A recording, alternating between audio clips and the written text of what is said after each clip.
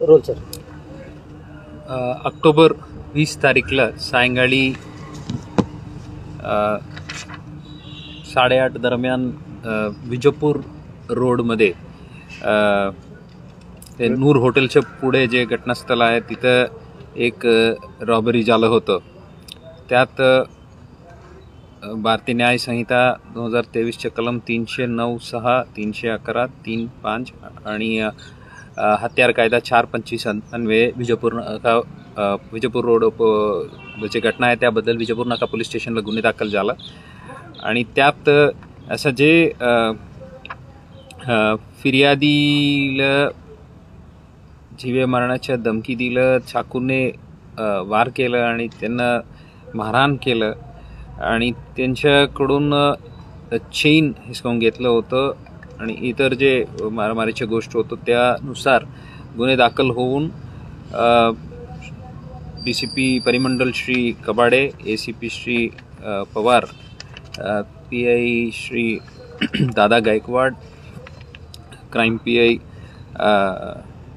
आणि इकडचं DB पथक अशा सर्वांनी मिळून या केसच्या आता डिटेक्ट केलेले आहेत.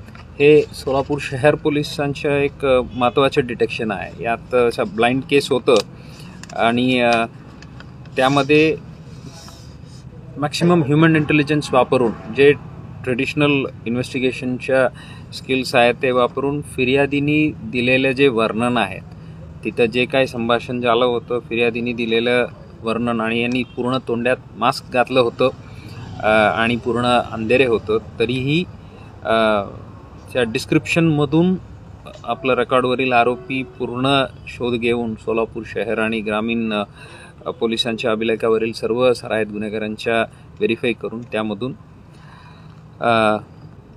3 आरोपी निष्पन्न करून त्यांना ताब्यातही घेतलेले आहे. त्यापैकी 2 जण.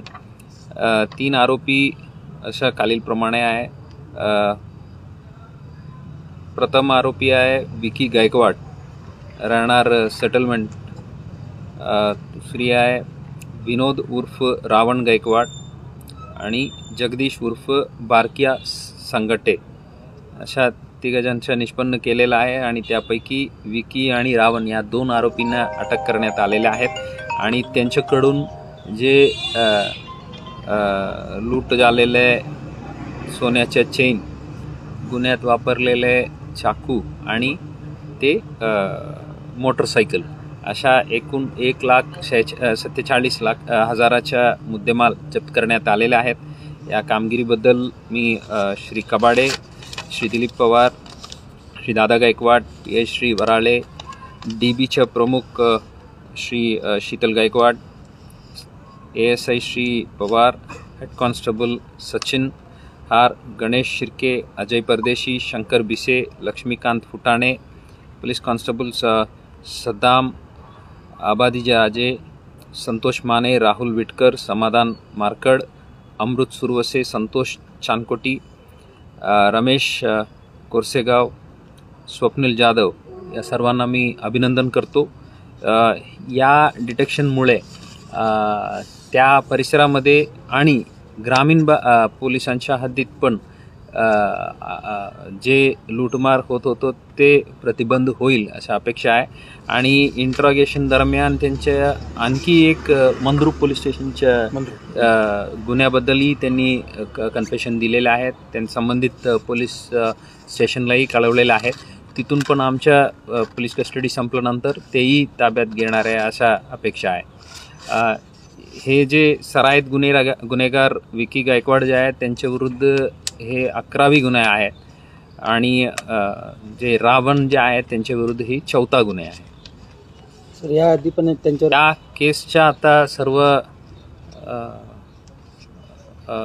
प्रिव्हियस क्राईम हिस्ट्री आता अनालायसिस होत आहे आणि हे संकटित गुन्हेगार आणि त्याच दृष्टीने आम्ही